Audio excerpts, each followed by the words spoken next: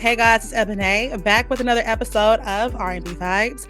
And I'm with someone that calls himself the honest guy. Yeah, Come through the honest guy. How you doing? I'm doing great. How about you? I'm good. Now the honest guy, that's your artist name, but you do Yeah, have your regular name, your government name, a yeah, Nigerian name. Can you I don't yes. want to butcher it. Can you say it? So I have seven names. Wait, what? Yeah. So I'm from like a tribe called Yoruba, and the way it is like when you're born, like everybody kind of gives you a name that your parents deem to be like a part of your life. So like Mhm. your grandparents could give you a name, your neighbor, if your parents love your neighbor, could give you a name. So that way you have like a naming ceremony where somebody like there's a party and everybody presents like the names that your parents present the names that are given to you, and the names mean something. So my first name is Mubarak, but my common name is Ayodeji, but most people just call me Ayo. It's shortened. So let me get this straight. There's a naming ceremony that goes down. Yeah. And what age does this happen? Like, do you not know your name for like 5 years and then No, no, no, no. You don't know your how does name this for like work? 5 days. 5 days. Okay. Yeah, yeah, yeah. So for 5 days, you're just John Doe. And Yeah, then and then it yeah. moves on. Yeah, 5 days is just baby. You're just baby. Yeah. Okay. And what does your name mean? Mubarak means like blessing, congratulations, and Ayo means joy. Joy. So Yeah. do you feel like that your lifestyle has to be in a relevance to what your name is, a blessing, a joy? Yeah, I think that that's what the like I've been thinking recently and over time about what I want the music to do, and I think I want to be able to restore joy to people. Like when I hear like um um the song by Bill Withers, Lovely Day, it's like there's Mm. no time I don't feel happy listening to that song. So and I think for me in R&B, that's what I want to be able to present is to people to be able to love more and be happy when they listen to the music and be able to move, and that's I think that that's comes from my name too, is just to be a blessing to others and make people happy. Well, I know that I told you earlier how I've been listening to your song OMG for like 3 days now. It definitely makes me happy, makes me groove. But tell me, where does the honest guy come from? So in it's also in accordance to the name. I feel like when I was younger, I was because I'm Nigerian, and when you're in Nigeria, I'm not sure if you've come across any Nigerians, but we're very like fact-based people. We just say things how they are. And I think when I moved to Canada, where I'm from, um, it was a bit of a clash because Canada is more of a reserved culture. So people would just be like, Mm. "Oh, you're so honest." And at first I was like, "Is this insulting or is this I don't know something that?" But then I started to make music, and I was like, you know what? When I was listening to R&B music, a lot of the times I would see most people say, like, the music I felt like was not true to me because I'm not Mm. living a certain lifestyle. I worked a regular 9 to 5 job. I would get home and work, and I did wasn't finding a lot of R&B that spoke to me in my life.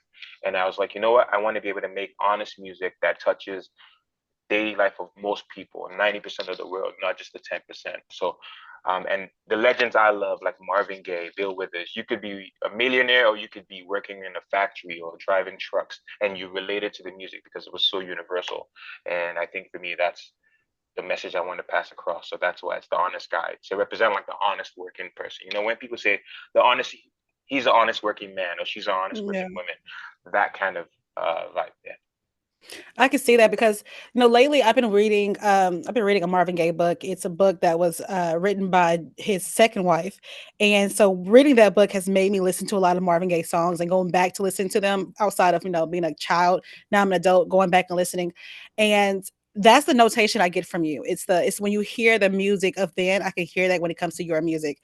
And it is honest and it's very transcending. And it's like, okay, not just someone from this demographic, but all demographics can be able to groove to this. And I love Exactly. that about your sound. Thank you. It makes me so happy. Now, were your parents cool? Were your folks cool? Your family cool with you doing the whole music route? No, that's also that's being African. Yeah, it's not a yeah. Yeah. There's no like music is like almost seen as a thing that's almost shameful until you become like big. For me, so my parents were like, no, we don't want you to do this, son. But I think it just became a consistent theme in my life. And then Mhm. people started to tell them, oh, I heard your son's music and it's really good. And then they started to get on board. So now my mom is like my biggest fan, but initially it was a no. Yeah. Yeah, I can see that. I've dated a few Nigerian men. That's Yeah. my, not gonna lie, my weakness. Yeah. And I've heard that definitely from like, hey, my folks were not okay with me choosing this particular career path. They had something else in line for me. And it seems like some people are like, okay, my child is being an adult. They eventually get okay with it, but then some, it doesn't go well. Some is like Yeah. we separate from that kid in a little bit. So Exactly. Yeah. yeah, that's a little different, but you was able to find your sound. It's weird. You said that you wasn't able to really find music that represented you.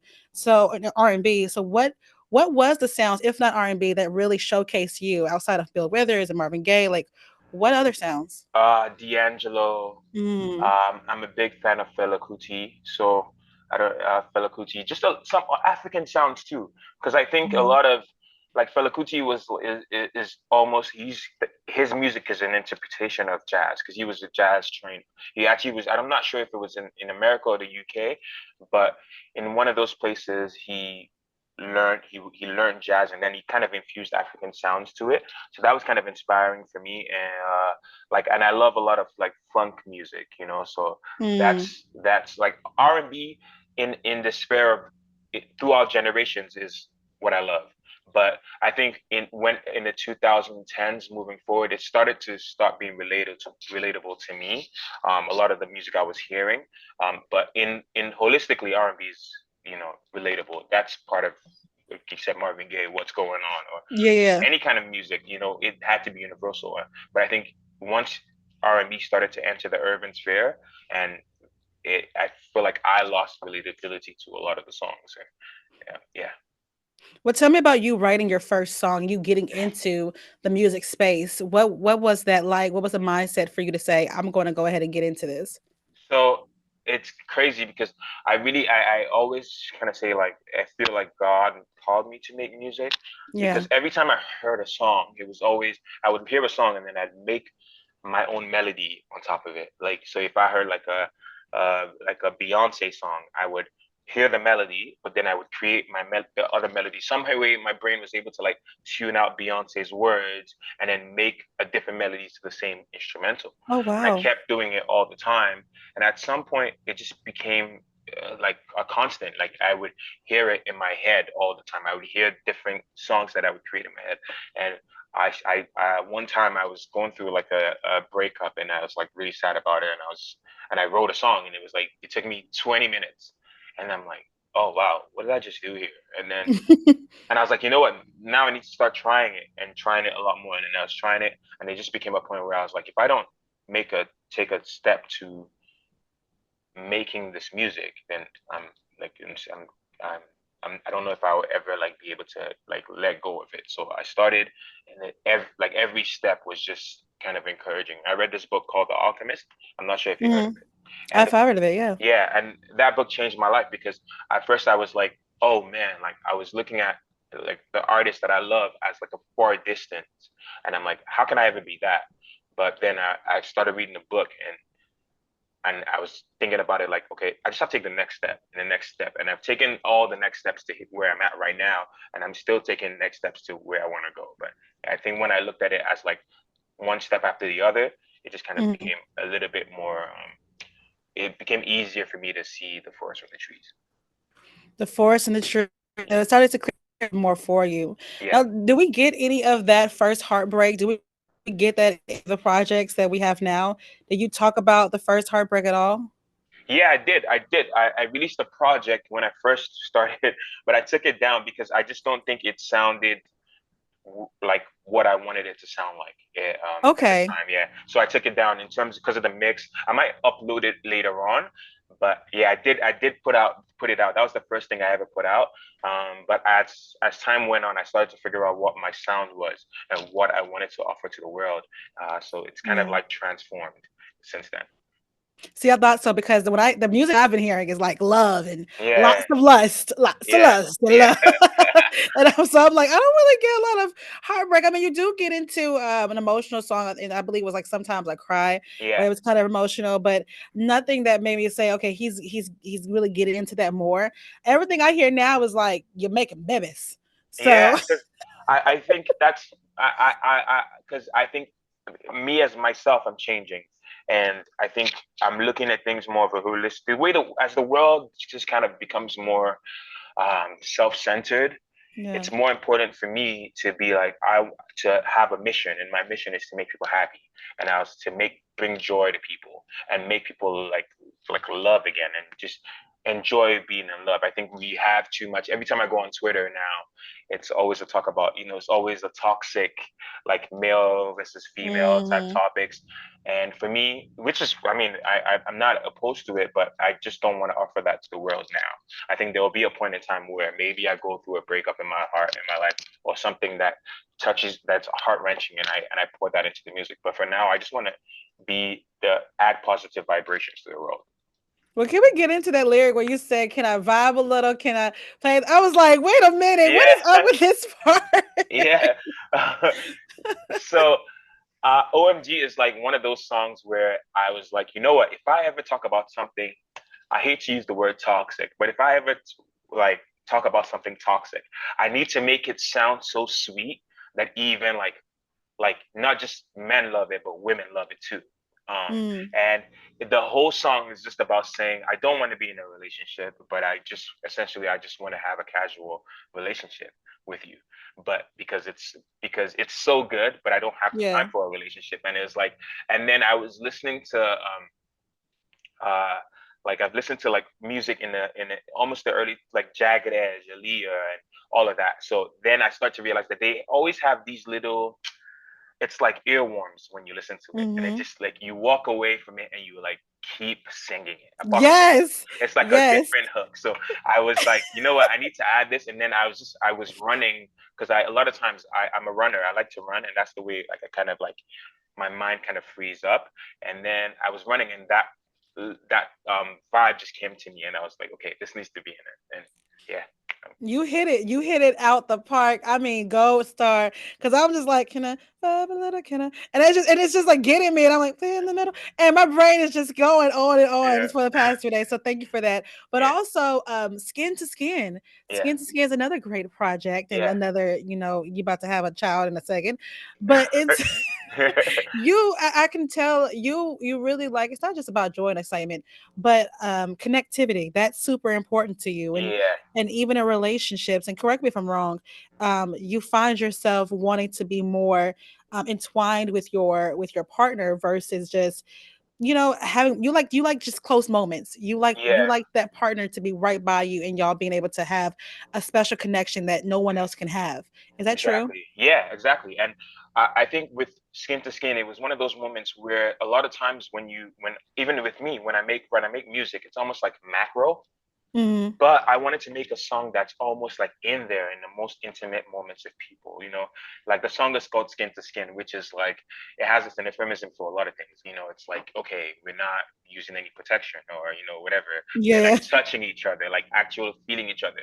But I have a friend who's a nurse, and she was telling me when I started writing the song, and she was telling me a lot of times when when mothers have babies, they usually would give the baby to the mother to like just they call it skin to skin too, because that warmth, it's that familiarity with the baby.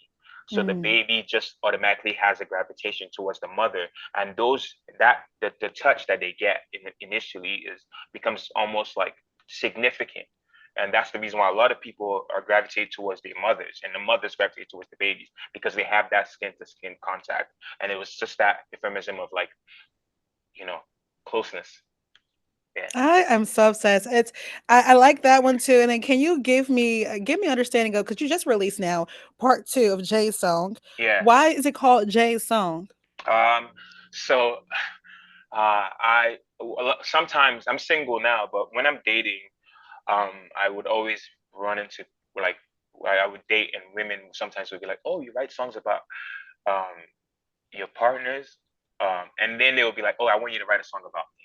Mm. And I dated somebody who was like said that, and then I realized towards the end of the relationship that I was very very involved in a relationship, but it Mm. might have not been the way for that person. But I remembered she did ask me to write a song about her, and I was like, hey, I could, but it like you might not like the content, but it's just going to be about who I am and what it was.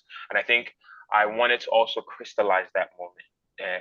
even when I'm making music, I feel like I write music and make music for people, but sometimes I like to crystallize it because then it becomes a moment in my life, and then it's almost like a way for me to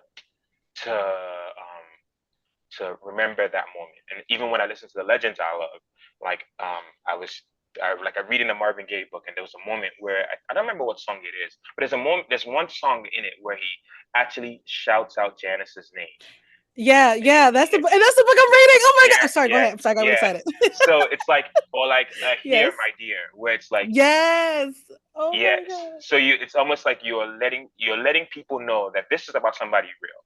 And apart from the song being a good song, it's a diary of my life, and I really wanted to put that in the music and be vulnerable in that way. You don't understand how excited I just got. Like I'm like screaming internally. I'm like, I gotta keep it calm because in his album, "Here My Dear," if you have never, if anybody is watching this has never listened to "Here My Dear," listen to it. It's a beautiful album, but it was all in about Anna Gordy and how their relationship was when he was with her. And in one of the songs, him screaming out "Anna, Anna," that's one of the songs that really got to me because you hear the emotion that he's having about that. And then his song about Jan, it's like this man was really feeling it. He was really going through the turmoil and all the problems with it. And it's a plea, it's a cry. So I'm so happy you said that. I just my Yeah, heart. and the funny thing about that song is like I wrote it, and I wrote it when I felt like I was like too involved. And then I remember Mm. playing it for her, and I remember her just not being, she liked it, but she was just like, just walked down to do whatever she was doing. And I was like, oh man, I'm gonna make this song the biggest song of my career so far. And then I also released it once the relationship was over. So it was Oh almost like wow. I was going through different things as people were hearing it, because like Hmm. for me the relationship was over, but then it is a love song. But for me it had a different meaning to me as the time was going on. I almost love that juxtaposition because it's almost like a lot of times when you release music, it's for the listener. The listener gets to interpret it the way they want to, but it's almost a moment of like bliss for me to be able to have another interpretation that the listener never gets to have. Now you had a part one, a part two. Are we going to get a part three? Or are we good with No, Jay? no, no, no. Okay. Did she get more? No, no, she doesn't get more at all. Yeah, it's, maybe Is there's that's somebody it? else, yeah, that Okay. gets some of the song. Now, I hear, artists talking about all the time how there's a particular person that they're dating, or women or men that want that try to date them. Yeah, They want a song about them. But what's the yeah. criteria? What is the criteria for someone to get a song that is written and styled just for them? What is that criteria? Sorry, the criteria in it just, I think it's just like I have to be hit emotionally. Okay. And when you are emotionally charged about something, then I write it. I don't, like, sometimes I've met people that were great partners, and Hmm. I just couldn't like write a song about them or with them. But then I've met somebody that was a terrible partner, or even just like a stranger, and I have, yeah, like, yeah, and then I'm able to write like 5 songs about them just because of Oh how wow. they come and get to me. Okay. So I was curious about that because I know everybody's always wanting someone to write a song about them, but Yeah, there's a particular thing that I need. I need to be impacted, need to be emotionally impacted. yeah. Well, your music definitely gives that. Shout out to you, by the way, for Thank you. even the music, and thank you for so much for just giving us impact. Also got a shout out your nomination for a Juno. Oh, thank you. Those that don't know, Juno is basically the equivalent of a Grammy in the Canadian sense. Is that correct? Yes, yes, it is. Okay. Yeah. Now, you are a Canadian R&B artist. Yeah. Do we get you in the US? How do we pull you in more for us? How do we do that? So that's the process right now. I'm actually in the U.S. right now, and I've been working on a new project and just trying to work things out here. That's also the reason for the J Song Part Two, which is with Fabo, who's, Yeah, I yeah, love Fireball. yeah, yeah, Sorry, yeah, yeah. you keep saying things that make me want to throw things at you. Let me stop. Yeah, so I have this song with Fable, and and Fable is like, it was great to also just elevate the record and take it to another level. Yeah, and yeah, so Cool. it's in the process, and this year is because the R&B is bigger and more prominent in the the US than it is in Canada. Yeah, yeah. Even though there is a lot of Canadian R&B, especially in Toronto where I'm from. But yeah, it's in the process. Now, y'all, we did talk to Fabo. We did speak to Fabo last year Oh and love him. So yeah, wait, this song with him, when does that come out? it already came out. It came out on last week Friday, so the part two. Oh, that's part. Okay, so I gotta re-listen to it. I gotta re-listen to Yeah, it. I gotta make yeah. sure So because I only had one. Okay. Oh my he's on the second verse, so maybe that's and it's easy, yeah, and yeah, it's easy for it to be missed if you're not like really paying attention to the fact that there's somebody else on it. But yeah, yeah. he's on it. Yeah, Because unfortunately, when I listen to your music, I'm just like in this vibe, and I'm just like, oh, and I'm just gone. I'm not even paying attention, and it's yeah, just a good song. Your music is vibey songs. It's definitely a vibe. It's something that you can really relax and just chill with a glass of wine to, right? yeah. Okay, well, what's next? What's going to happen next for your music for you? I know you said you want to get more into the US and getting more into entwined into the style here, but what are we going to do? A tour? Are we going to do a little city So tour we're or so we're doing a headline show in Toronto, April 3rd, okay? and then we're from there we're gonna build out a tour. We're releasing so even though I have the project called Velvet Soul, we're releasing almost like a deluxe to it. So there's gonna be additional Ooh. records. The remix with Fable will be in this that's included, and then there's a couple new songs in there. And then from there we're gonna take the tour stateside. So do a couple of cities in the US. I'm hoping that was included in this list in this Yeah, lineup that you're going to do because I would love that. Are yeah. you going to give out roses to different people in the show? Yeah, I did that. I did that. I don't know. Have you seen a video of me doing that? Yeah, I did that Yeah. in Nashville. And I think that I don't know. We'll see. It depends on how I'm feeling or where things are going. But yeah, that's something that I want to be able to just restore. Just like people think real like loving people is corny, but I just think that that's the new cool. Just I think we in our generation that's what we're kind of like lacking is just like love and just like love being the end in itself. We are lacking love. We are lacking love. I swear, when I saw every picture I've seen with the roses and the videos, I'm just Yeah. like, okay, you might not do it, but I want a rose. When you see me in the audience, be Yeah. like, yo, hold on right quick. We gotta go. We gotta go to the back real quick. Yeah. Find a rose. Yeah. Yeah. That's what she We got to wants. go to the flower shop real quick. Right. Stop the show mid show Yeah. and go Yeah. get me a rose. I'm obsessed. I think that you are such an amazing artist. I think your music is just it's a notation to the 90s to the 70s and of course in a modern way, a modern twist. And I'm so excited to know what's going to come out next. How can people connect with you more? So Instagram, it's the honest guy. Just one word, and Spotify, Apple Music. And if you love the music, feel free to reach out. I check my messages all the time, and yeah, like that's the best way to reach out to me. Are we going to be able to have you come to Nashville? I believe that's what I was asking you. Yeah. Eventually, yeah, it depends on like the opportunities that come for me in Nashville. I hope that I can get more listeners in Nashville so I can come there and perform a show. And when I perform, I have a full band and not just a drummer, guitarist. I also bring some horns. So, I'd love to make come to Nashville and have an honest guy party. Oh my gosh, the Honest Guy party sounds like it's gonna be you got a symphony, you Yeah, got the whole just you're gonna be sweating. You're gonna be yeah. sweating, you're gonna be dancing, and you're gonna feel it. Yeah, like I love, I like the goal. I love, um, when I would see the R&B acts of the old times where there would be sections. Mm. Even when it comes to like people like Sade, would have like a full band. Even when I think of like Fela Kuti would have like sometimes I don't think this is economical for me at any point in time, but soon at least is it, but Fela Kuti would have like almost like a 30-piece band sometimes, and he would Oh my travel with gosh. them. So, but that it's good. It's expensive, but then it's an experience. You're never gonna when you come for a show like that, you're never gonna see that.